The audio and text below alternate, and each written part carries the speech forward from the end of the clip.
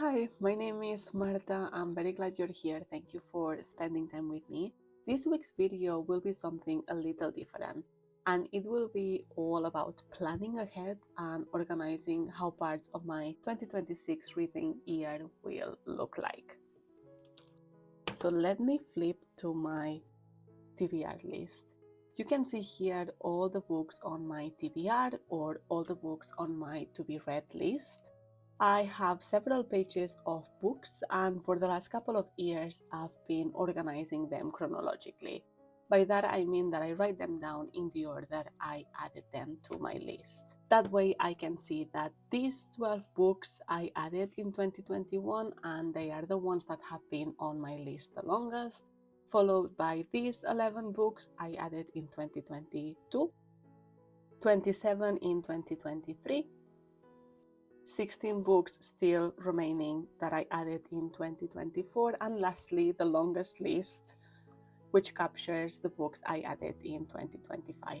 Here is a visual representation of all the books I have on my TBR up to the last day of 2025. This took way too much time to put together, but I really enjoy seeing all the covers like that. I don't have the physical copy of most of these books, so it is satisfying for me to see them all together. They are ordered chronologically as well, and what I thought would be a cool idea is to come back to this graphic at the end of each month and delete the books I read as the year progresses. Again, I think that will be a satisfying and motivating thing to see. This page here are all my 2026 anticipated releases. I have organized them by month, and I will be adding to it as the year progresses. What matters here is that from 2021 to 2025, I have a total of 135 books.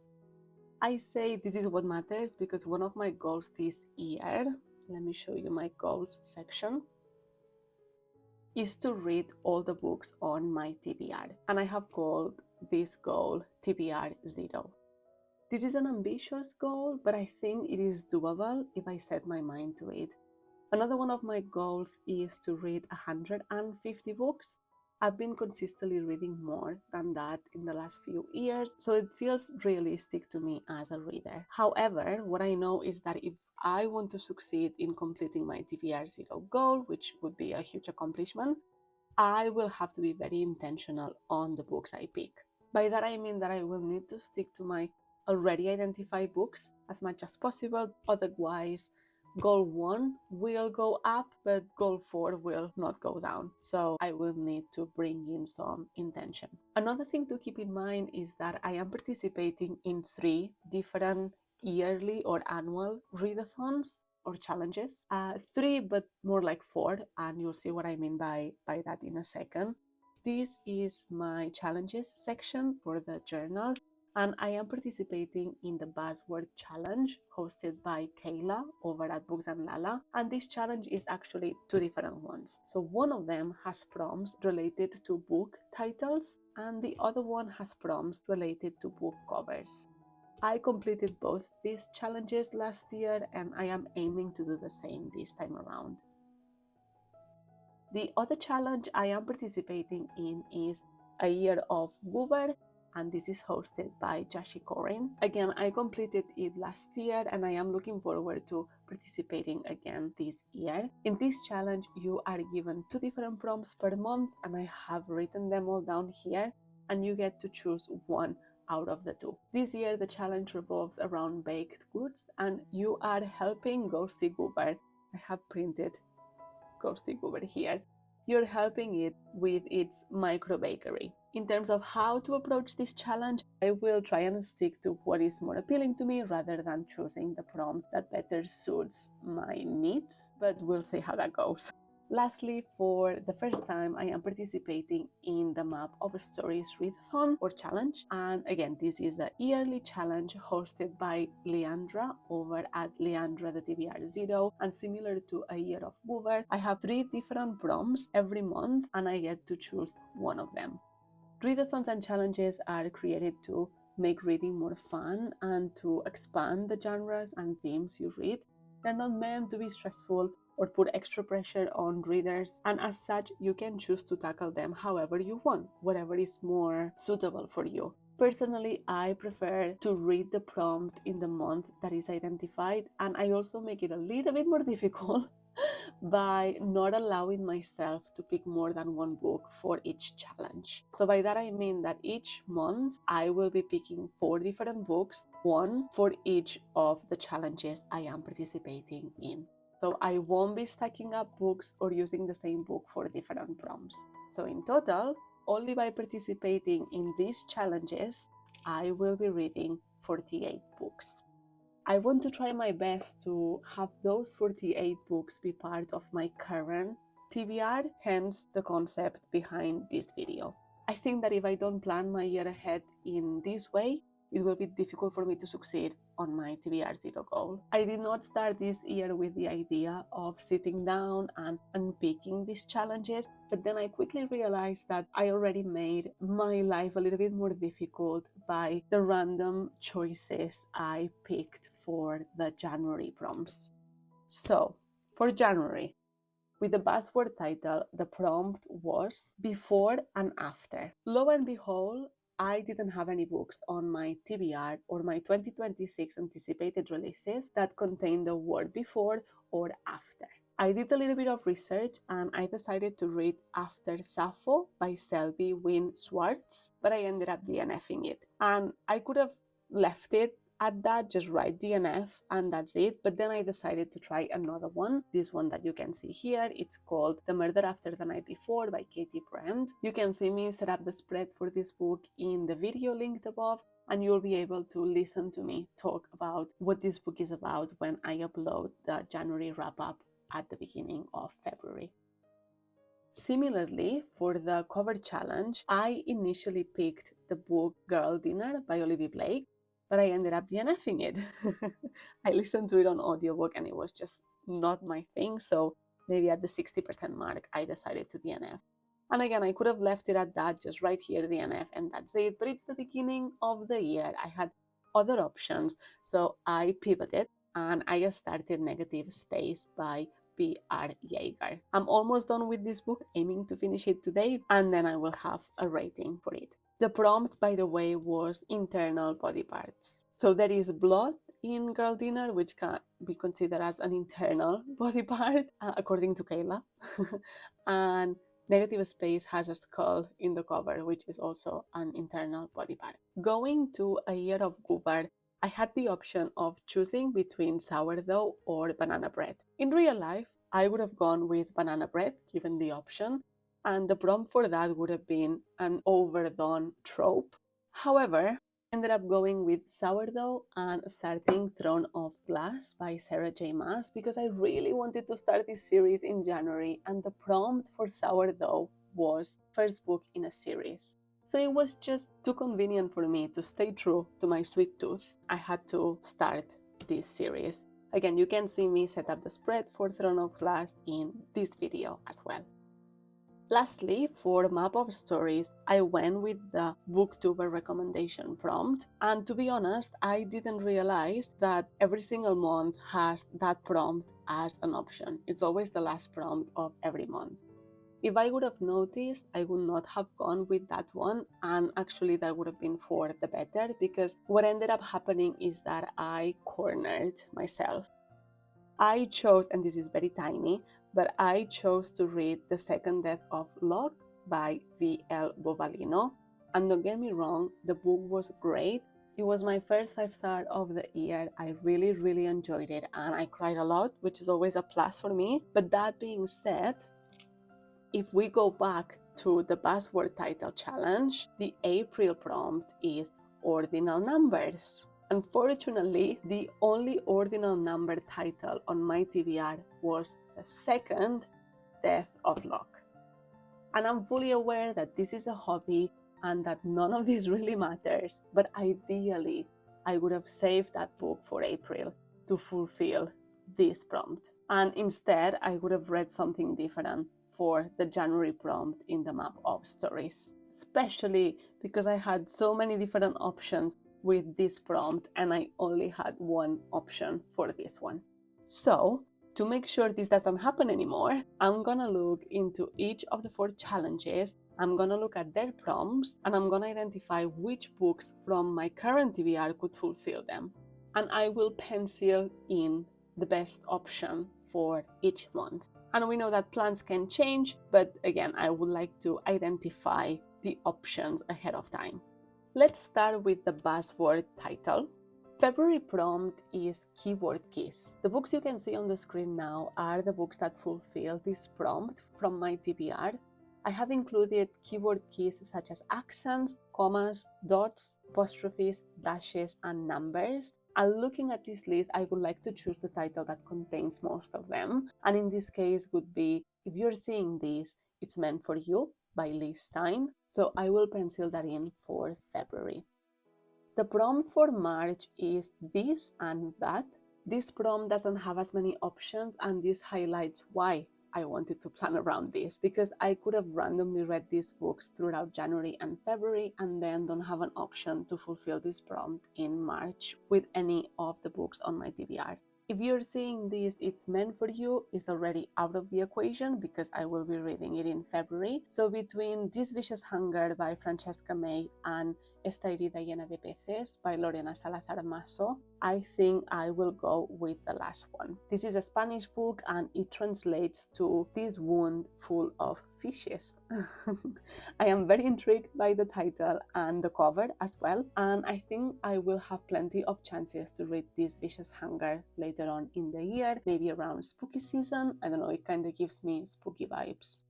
Moving on, the prompt for April, as I mentioned, is ordinary numbers, and unfortunately, I don't have any option for this prompt. I will choose a new book not on my TBR when it gets closer to April, which is a little bit frustrating, but it is what it is. I will wait and pick something when it gets closer to this month. The prompt for May is make. None of my TBR books has the word make in the title or any derivative of the word. However, one of my anticipated 2026 releases is called She Made Herself a Monster by Anna Kovacheva, and that fits the brief.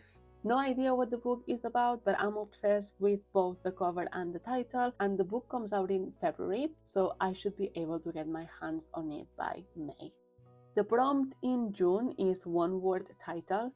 I have so many options to choose from that I don't think it's necessary for me to choose one now. The chances of me randomly reading all these books by June are very, very slim, so I will revisit this prompt in May or beginning of June and pick the book I feel more like reading at that time.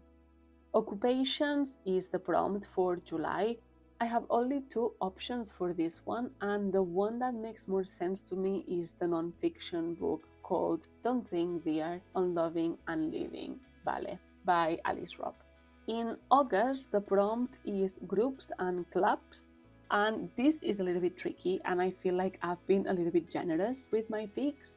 I identified Ghost Eaters, The Chronicles from the Land of the Happiest People on Earth, Kill Creatures, and The Listeners. I think they are a little bit far-fetched, but also they seem to be part of groups or communities, so I'm okay with that. Looking at these options, I think I will go with The Listeners by Maggie Stiefwater. She is the author of the Raven Boys series, and I really enjoyed that, so I want to try her adult fiction. September prompt is me and my. I have more options than I initially thought. I was able to find 6 books that would fulfill this prompt. 2 of them are in Spanish. I am gravitating towards My Grandmother Asked Me to Tell You She's Sorry, because Fredrik Backman is one of my favorite authors, but also because it is the only title that has both me and my. And that makes me feel like I'm winning in life because I'm fulfilling that prompt to the max. October's prompt is Part of a House, and Kayla, the one that has created this challenge, specified that she meant things that would already come with the house. So for example, stairs, doors, windows, kitchen, bathroom. But Things like furniture would not be included in this prompt. I think I have several options to choose from here, and at this point it would be October, is the October prompt, and I think the most suitable book of the list would be Middle of the Night by Riley Sager. I'm assuming it is a horror. He tends to write horror, and I'm definitely here for it, so I will be penciling that one in.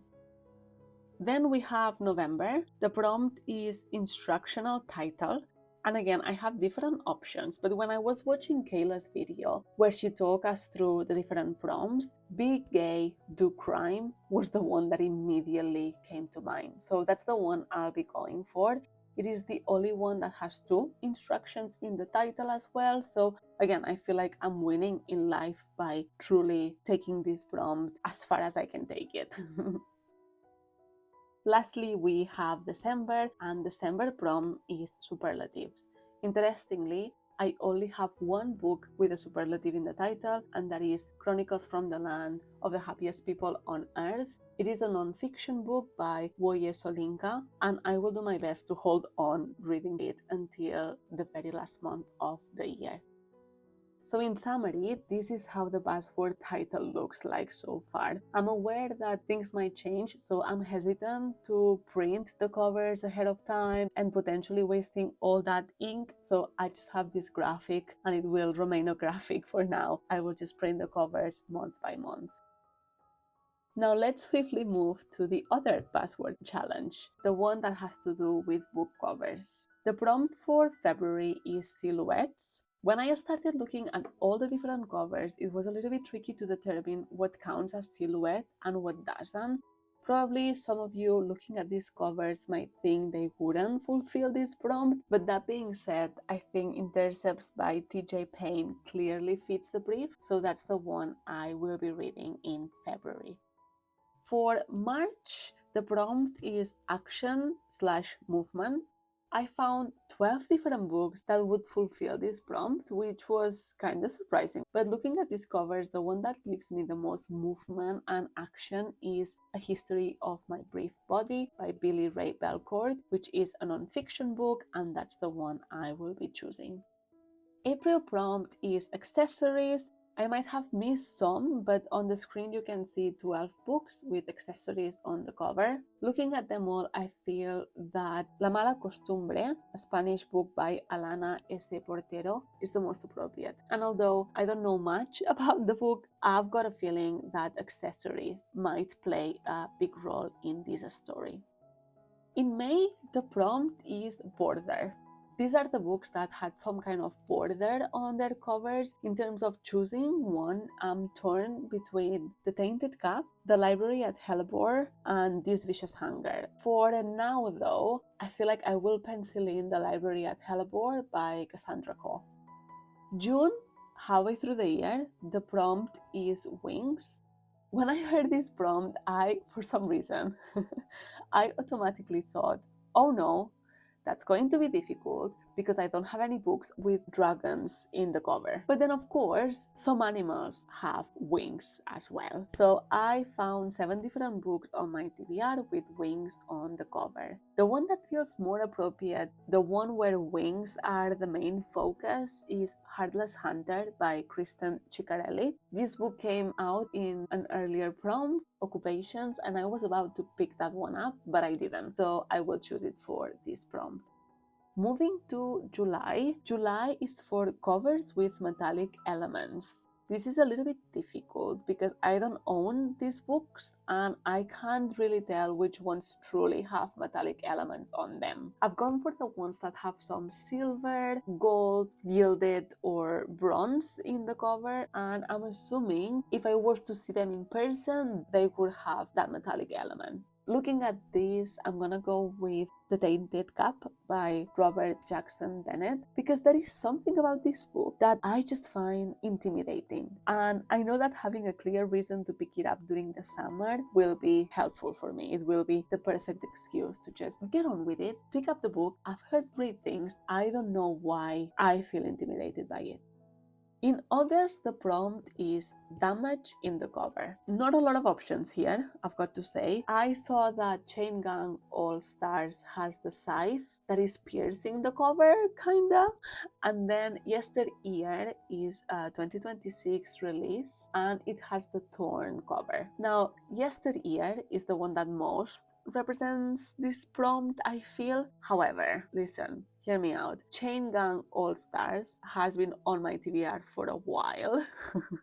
So I will go with that option for August. That is good enough for me. That kind of pierce cover will do the trick. September prompt is fire and smoke. I've got 5 different options. At least these are the ones that I was able to spot. Looking at these books, I think I will go with Sleepwalking. September feels like the right month to give this book a try. It is my first book. Like, if we go back to my list, first book 2021, Sleepwalking by Meg Wolitzer. So it's the first book in my TBR list. I am looking forward to knock it off. It is the cover where smoke is the main visual element. October's prompt is doors, keys, and locks. For October, I don't have a lot of options, but I think The God of Endings by Jacqueline Holland is the one I will be penciling in. October is a spooky season, and it feels like, again, the perfect time of the year to be reading a book about vampires. November's prompt is Reflection. Again, not a lot of options for this one. Very Nice by Marcy Dermansky. Feels like a very summery book, so purely based on that, I will go with Cursed Daughters, written by Oyinkan Braithwaite. Finally, for December, the prompt is music. I didn't even take the time to go through all my TBR covers. My first thought was The Violin Conspiracy by Brendan Slocum, and I will stick to my first instinct to that first choice. I will do my best to save this book until December. And in summary, again, this is how the Buzzword cover challenge looks like so far. Here we have the Year of Goober. So for February, we can pick between Red Velvet and the prompt is Contained Romance, or Macaroons and the prompt is Colorful Cover. If I had the choice between these two sweets, I would choose Macaroons rather than Red Velvet Cupcake. But that being said, one of the prompts for the map of stories is Bright Colored Cover. This is the one in July, and I really want to read a couple of romance books in February, so I will go with the Red Velvet Cupcake. And I will choose Caught Up by Liz Tomford for the Contains Romance prompt. This is literally a romance book, and it is, let me show you. This is my series tracker. It is the third book in the Windy City series. March is Lemon Tart or Croissant. The prompts are Given a Second Chance or a book with multiple POVs. I have 3 different books I'd like to give a second chance to, and these books I started to listen to them on audiobook, but they didn't grip me as much as I expected, so I would like to give them another go in another format. I will be penciling in Whips by Cleo Watson, with the caveat that I might have to DNF it, and in my mind that also counts as completing that prompt because effort and intention. April is between Hot Cross Buns and Chocolate Chip Cookie. This is a tough choice because I love both of them. I don't really have any nostalgic reads, which is the prompt linked to Chocolate Chip Cookie. I don't tend to reread books, and I think that would be an ideal option for this prompt. So I will go with Hot Cross Buns, and it is April, so it's perfect timing for Hot Cross Buns for Easter. I'm definitely planning on getting some. The prompt is linked to tradition, and it is a little bit tricky because oftentimes I don't really know what the books are about, and some of them have been on my TBR for years, so even if I knew at some point, I have forgotten by now.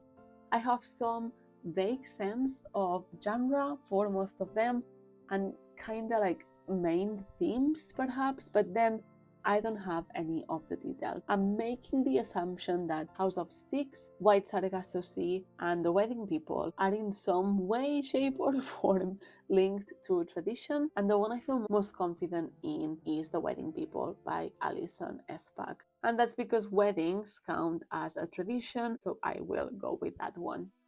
In May, I will choose focaccia. I don't even know what the other option is. Ninish tart? I don't know. The prompt for focaccia is shared with you by someone else. If I'm being honest, most of the books I have on my TBR have been shared with me by someone else. I get recommendations constantly. But that being said, when I saw this prompt, I thought about Días sin ti by Elvira Sastre. This is a Spanish book that was recently recommended by one of my closest friends, Laura, and I am very excited to pick it up and let her know what I thought of it. June, we have the option of reading below 300 pages or reading above 500 pages. And drum roll, I'm going with the easier option. But also I love brownies, and that is the baked good associated with this prompt. And although mud cake, which is the other option, is something I could also devour looking at pictures, I don't think I've ever tried it. I have so many books on my TBR under 300 pages that it doesn't make sense for me to pick one now. I will have plenty of options to read from this month, so I'm not worried about that. July is between apple pie and chocolate eclair. Don't like apple pies, love anything chocolate, so the prompt for the chocolate eclair is contains dark themes. Again, this is a little bit tricky because I'm not about to read the synopsis of every single book, and I do enjoy going into books pretty much blind, so I'm assuming these are some of the books on my TBR that contain darker themes. I might be wrong, but Tell Me I'm Worthless by Alison Ramfit feels like a safe choice to fulfill this prompt, so I will be penciling that one in. For August, I can choose between bagel, and the prompt for that is read mostly in the morning, and blueberry muffin with the prompt series of short stories or anthology. I eat blueberries for breakfast every single day, and they are one of the things that get me out of bed in the morning. But interestingly, I don't enjoy blueberry muffins, so I'm gonna go with the bagel prompt. I won't be choosing any book for the prompt because literally any book still outstanding on my TBR by September will be able to fulfill that prompt. I will need to be mindful of reading it in the morning, and that's it. I don't foresee that being a problem. September is cheesecake or scones, and this is a tough one, but I must choose one, so I will go with cheesecake. And for this month, the prompt is has humor or a pun in the title. I didn't look too much for this one. Run for the Hills by Kevin Wilson is the one that first came to mind, and that is the one I will be sticking with. I don't even know if that is considered a pun, but it is kind of humorous, and I did enjoy Nothing to See Here last year by the same author, so I am happy with that choice. October is either pretzel, and the prompt is mystery or psychological thriller, or cinnamon roll, and the prompt is a cozy read. I don't like pretzels, and I'm not particularly a fan of mystery or psychological thrillers, so we are going with our old and trusted friend, the cinnamon bun. I want to point out that I don't have any blatant cozy reads, but I have chosen The Night and the Moth by Rachel Gillig. And look, that might be far from cozy, but I think the vibes will be immaculate, and reading it in October will be perfect timing. I had identified I wanted to read it during autumn, so it feels just right from my perspective. November, I have the option of pumpkin pie with the prompt gives fall vibes, or caramel slice with the prompt part of a trilogy. Since I want to finish 4 different series this year, it's one of my goals as well, I will go with caramel slice because you can never go wrong with caramel, that's the truth. And let me show you as well the series tracker. So I have 2 trilogies. I have the Knock Me Out series by Lucy Score and the Alex Stern series by Lee Verdugo. Now that I think about it, I'm not even sure if Alex Stern will be a trilogy or if further books will be released later on, but regardless, I will go with Things We Left Behind. For December, I've got to pick between gingerbread and shortbread. I'm a gingerbread girl through and through, and the prompt for gingerbread is holiday themed book.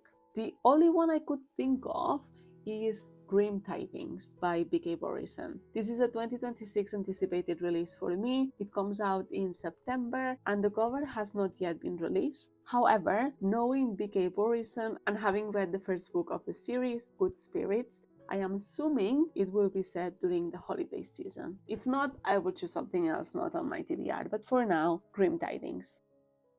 So to summarize, these are all the different books I would like to prioritize reading for a year of Goober. The last challenge is map of stories, and let me turn it around so you can see better. For February, I will pick the prompt exactly 2 people on the cover. I only have one book that has 2 full people in the cover, and it is perfect because it is a romance and I was keen on reading it in February. That book is Game Changer by Rachel Reed. It is book 1 in the Heated Rivalry series. And unless you've been living under a rock, you have heard of the TV show Heated Rivalry. Now myself, I don't mind a little bit of gay hockey romance. So I will be starting it really soon. Maybe the end of this week, next week, we'll see. Very exciting. My library has the audiobook available. Yay, libraries. In March, I am choosing the prompt child on the cover. I have 3 different options, but 2 of them have already been covered by other challenges, so I will go with Naomi's Room by Jonathan Aycliffe.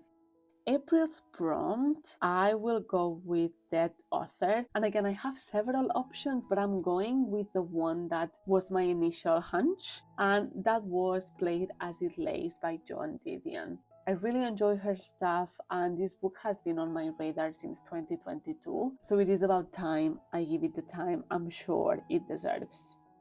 For May, I'm going with the prompt title in all capital letters.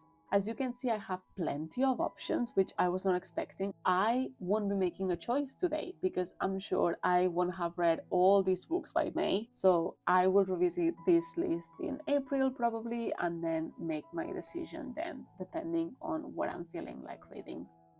For June, the prompt is Celestial Body on cover. I didn't have a lot of options for this one. I was considering a book from the Zodiac Academy series because of all the astrology signs. We Are Okay and Todos los Fines del Mundo. And I think I will go with the last one, and it's a Spanish book by Andrea Chapela. July's prompt will be bright colored cover, as I kind of mentioned earlier, and although I have several options, I've decided to narrow them down straight away to Banyan Moon by Tao Tai. This is a book I have identified that I want to read during summer, purely based on the vibes the cover gives me, so it's perfect timing. It really suits my reading plans. The August prompt is series read. For this one, I won't be choosing any book now because I don't know how my series progress will look like in August, but I'm sure I will have options to choose from once I get closer to that month, so I'm not worried about that one. September, I'm gonna go with 3 to 5 words in title. I was surprised by how many books filled that prompt. There are so many that again, I don't have the need to choose at this point. October, I'm gonna go with a chilling cover. Boys in the Valley, The Shining, Haunted, and Naomi's Room could fulfill this prompt, except I'm already reading that one earlier in the year. I think I will pencil in Boys in the Valley by Philip Fracassi. Although, I don't know, like The Shining would also be a good option for October actually. But I think Boys in the Valley, it's also pretty creepy and it feels like October vibes as well. So we'll see on this one. I won't commit for now. November, I'm going with BIPOC author prompt, and I didn't do a deep dive into this one because as soon as I saw this prompt, I knew I wanted to read Better, Not Bitter, Living on Purpose in the Pursuit of Racial Justice by Yusef Salam. He's one of the exonerated 5 from the Central Park case, and I really appreciated reading his other books, so I'm looking forward to reading this one. last but not least, December. For the last month of the year, I'm going to go with the prompt Animal on the Cover. Again, quite a few options. And I might go with Shark Heart by Emily Havek. I'm not sure. I'm not sure if that's not appropriate, but I don't know if that's an ideal read for December. I will pencil it in for now. I have a feeling it will be a silly, goofy read, and it might be a good way to finish the year. Yes, let's commit. Let's commit to Shark Heart. In all honesty, I don't know how helpful this video will be. I appreciate it is a little bit of a wild card, but maybe now you are aware of these yearly challenges and would like to participate, or you are already participating and this has given you some ideas as to what books you could be reading. Maybe you've added some books on your TBR. Who knows? I hope you are having a good day and remember to be kind to yourself. Bye!